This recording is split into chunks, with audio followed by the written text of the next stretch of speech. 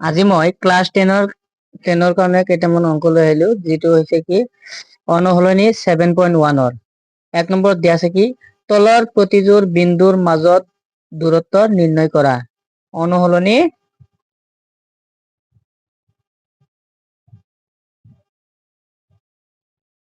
7.1 কি আছে তলৰ প্ৰতিযোৰ বিন্দুৰ মাজৰ দূৰত্ব নিৰ্ণয় কৰা। 1 নম্বৰত দিয়া আছে কি 2 3 4 1 এইখিনি আমাক দিয়া আছে 1 নম্বৰত। আমি ইয়াত কি কৰিম সমাধান কৰিম। কেনেকৈ কৰিম সমাধান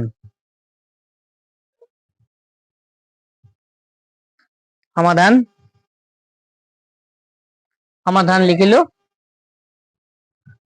ধৰা হল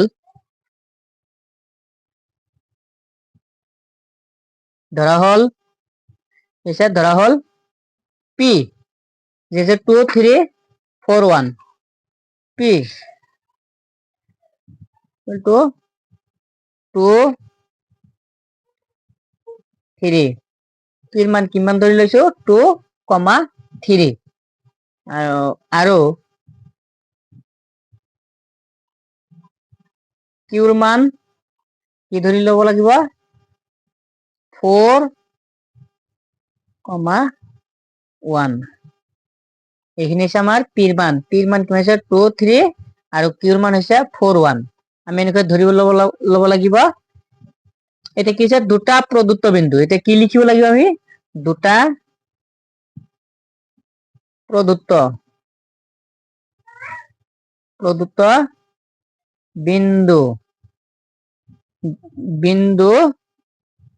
এখানে আমাক লিখিব লাগিব। এতিয়া ইয়াত আমি যেহেতু কি কৰিব লাগিব উলিয়াব লাগিব। ইয়াত বুলি ক'লে আমি কি কৰিব লাগিব হিয়াৰ x1 আৰু এটা আছে কি x2 হৈছে x1 ইকুয়াল টু কিমান হ'ব x1 নৰ মান হ'ব কি p ধৰি লৈছিলো x1 ৰ মান হ'ব প্ৰথমটো কি দি আছে 2 x1 ৰ মান 2 y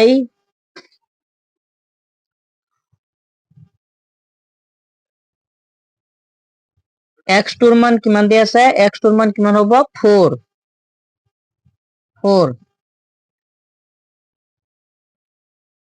আৰু y1 ৰ মান কিমান হ'ব y1 ৰ মান হ'ব আমাৰ কিমান 3 y1 ৰ মান 3 y2 ৰ মান কিমান হ'ব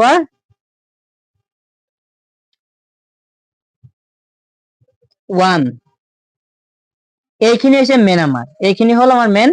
কি কৰিছে তলৰ প্ৰতিযোৰ বিন্দুৰ মাজত দূৰত্ব নিৰ্ণয় কৰিব লাগে 2 3 4 1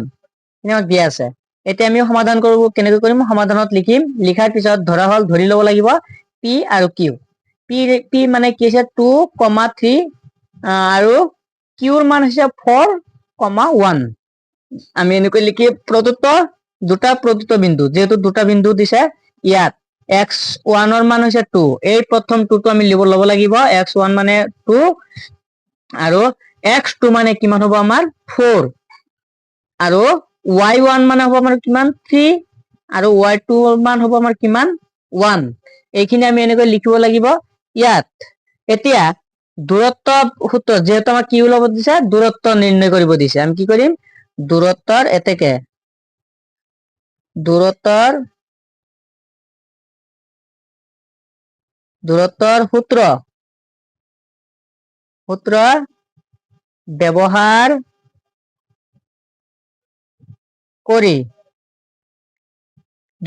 সূত্ৰ ব্যৱহাৰ কৰি আমি পাওঁ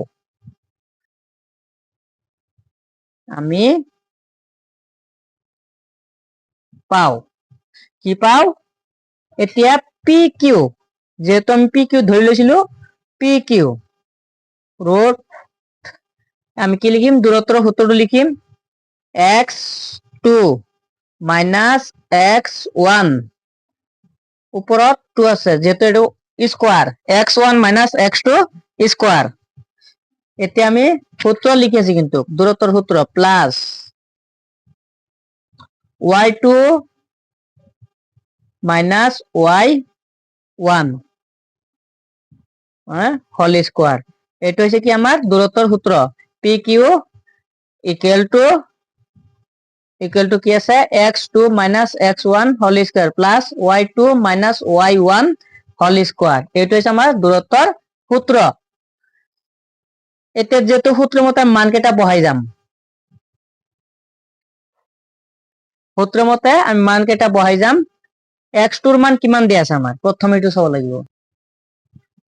এতিয়া আমি কি সূত্ৰ মতে মান কেটা বহাই যাম x2 ৰ মান আমাৰ কিমান দিয়া আছে x2 মানে কিমান দিয়া আছে 4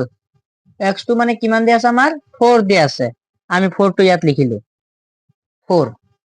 এতিয়া মাইনাসৰ সূত্ৰটো মাইনাস ইয়াত আহি যাব মাইনাস x1 ৰ মান কিমান দিয়া আছে আমাৰ 2 এই 2 আমি যে ইয়াত ধৰি লৈছিলো 2 দিয়া আছে 2 x1 ৰ মান কিমান দিয়া আছে 2 হল এইখিনি কামৰ শেষ হৈ গল এতিয়া এই স্কয়াৰ আছে হোল স্কয়াৰ এতিয়া হোল স্কয়াৰটো ইয়াত বহাই দিব লাগিব হোল স্কয়াৰ তাতে ইয়াত কি আছে পিছত প্লাস আছে আমি প্লাস চিহ্নটো ইয়াত লৈ আহিলো y2 ৰ মান আমাৰ কিমান দিয়া আছে 1 দিয়া আছে হয়নে 1 দিয়া আছে 1 টো ইয়াত মই লিখিলো 1 মাইনাসৰ আছে ইয়াত মাইনাস আমি লিখিলো হৈছে y1 ৰ মান কিমান দিছে 3 টো আমি ইয়াত লিখিলো হোল স্কয়াৰ আহি গল হৈছে আমি সূত্ৰ মতে মান কেটা বহাই দিলো এতিয়া চোৱা কেনেকৈ কৰিম এতিয়া যেহেতু আমাৰ 4 আছে 4 - 2 ইয়াত কি লিখিম আমি 2 টো আমি লিখিব লাগিব 2 হোল স্কয়াৰ আছে স্কয়াৰটো ওপৰত সৰুকৈ লিখি ললো হৈছে প্লাস এতিয়া 1 ৰ পৰা -3 মাইনাস কিমান কৰিব লাগে -3 মাইনাস হৈ আছে এটা আমি কি লিখিম যেহেতু আমাৰ মাইনাসত আছে 2 -2 1 ৰ পৰা 3 মাইনাস কৰিলে -2 হোল স্কয়াৰ হৈছে এতিয়া চোৱা ইয়াত ওপৰত স্কয়াৰ আছে ইয়াৰ ওপৰত স্কয়াৰ কৰিলে কিমান হ'ব 4 যেহেতু ইয়াত পূৰণ হৈ আছে এই দুটা ইয়াত কি আছে 2 2 ৰ ওপৰত কি আছে আমাৰ ইয়াত মাল্টিপ্লিকেশন হৈ আছে পূৰণ হৈ আছে কি হল 2 ত কেনেকৈ কৰিম 2 * 2 কিমান হ'ব ইকুৱেল টু 4 সেইকাৰণে আমি ইয়াত 4 লিখিলো প্লাস টো এটা আমাৰ সূত্ৰ প্লাস হল নে এতিয়া চোৱা ইয়াত মাইনাস আছে মাইনাস দুটা মাইনাসত দুটা মাইনাসৰ হৰণত কি হ'ব পূৰ্ণ ইয়াৰ ক্ষেত্ৰত কি হ'ব পূৰণৰ ক্ষেত্ৰত প্লাস হৈ যাব +4 এইটো আমাৰ সূত্ৰৰ 4 টো প্লাস টো লিখিলো ইয়াত হ'ব কিমান আমাৰ 4 হল এতিয়া ইয়াত আমাৰ সূত্ৰৰ প্লাস টো আহি গল এতিয়া ৰুট কি হ'ব 4 যেহেতু আমাৰ কি আছিল -2 আছিল ইয়াৰ পৰা -2 4 ৰ পৰা -2 কৰিলে কিমান থাকিব -2 যদি মাইনাস কৰো তেনেহলে কি থাকিব আমাৰ ইয়াত 4 থাকিব ইয়াত এতিয়া কি কৰিম আমি মাল্টিপ্লিকেশন কৰিম পূৰণ কৰিম 2 আহিল হল এতিয়া চোৱা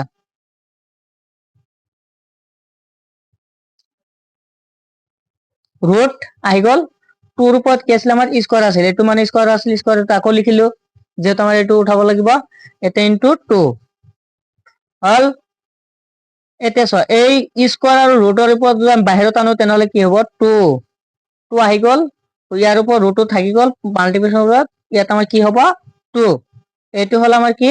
উত্তৰ ইয়াৰ নাম কি হ'ব একক এইটো হ'ব কি বুলি কি আমি একক এইটো আমাৰ দূৰত্বৰ একক হৈ গল 2√2 হল 1 নম্বৰ অংকটো হৈ গল এতিয়া 2 নম্বৰ অংক চোৱা ইয়াত 2 নম্বৰ অংকটো দিয়া আছে 2 নম্বৰত চোৱা 2 নম্বৰত কিমান দিয়া আছে -5 7 আৰু -1 3 এইটো হল আমাৰ 2 নম্বৰ অংক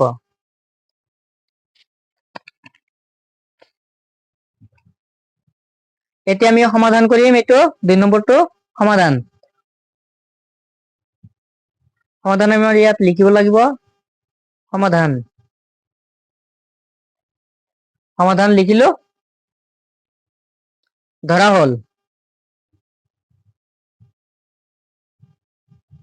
হল p ইকুৱেল টু কিমান আছে 5 আৰু 7 q ইজিকেল টু -1 আৰু 3 এইকেইটা আমাৰ দিয়া আছে 2 নম্বৰত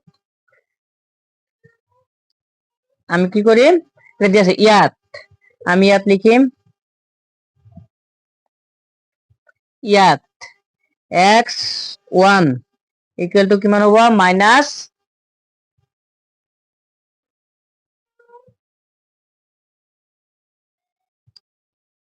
-5 x2 ইকুৱেল টু কিমান হ'ব আমাৰ 1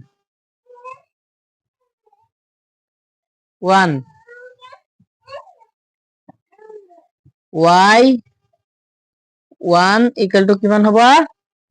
7 y2 ইকুৱেল টু কিমান হ'ব 3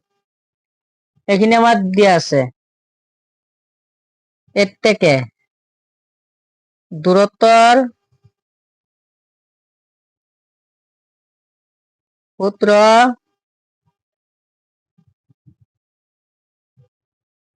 ব্যবহাৰ কৰি এতেকে দূৰত্বৰ সূত্র ব্যবহার করি আমি পাও লিখিব লাগিব এটো আমি পাও কি পাও pq equal to root over x2 minus x1 plus y2 minus y1 আমি ইয়াত সূত্ৰটো লিখি ললো এতিয়া সূত্ৰ মতে আমি মান কেটা বহাই যাম সূত্ৰ মতে x2 ৰ মান আমাৰ কিমান দি আছে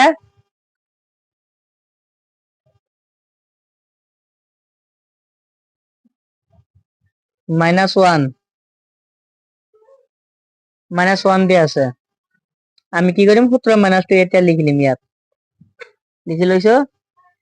এটা কি আছে x1 কিমান দি আছে আমাৰ 5 টো আমি ইয়াত লিখিলো পিছত কি আছে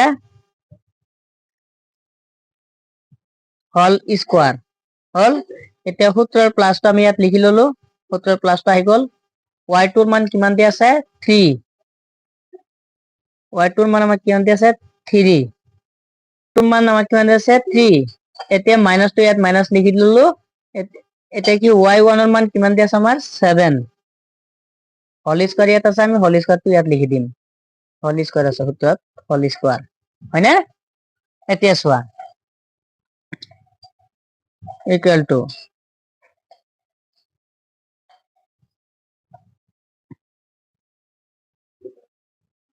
-1 plus 5 কেনেকৈ লিখিলো মাইনাস আৰু মাইনাসৰ প্লাস হয় +5 লিখিছো হোল স্কয়াৰ এটা আমাৰ সূত্ৰৰ প্লাসটো আমি ইয়াত লিখি ললো হৈছে এতিয়া চোৱা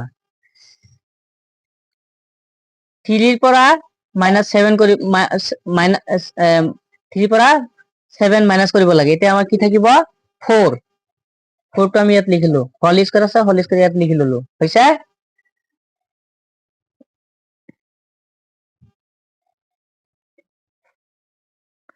-1 আৰু +5 কি হ'ব 4 হোল স্কয়াৰ আমি ইয়াত হোল স্কয়াৰ লিখি ললো প্লাস 4 উপৰত স্কয়াৰ হৈছে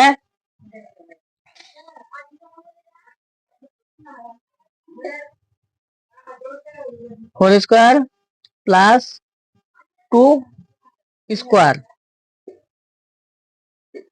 স্কয়াৰ এটা স্কয়াৰত আৰু কি আছে 2 হল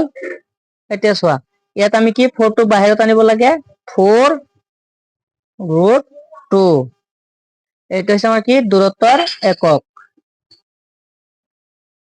হৈ গল 2 নম্বৰ অংক দুটা হৈ গল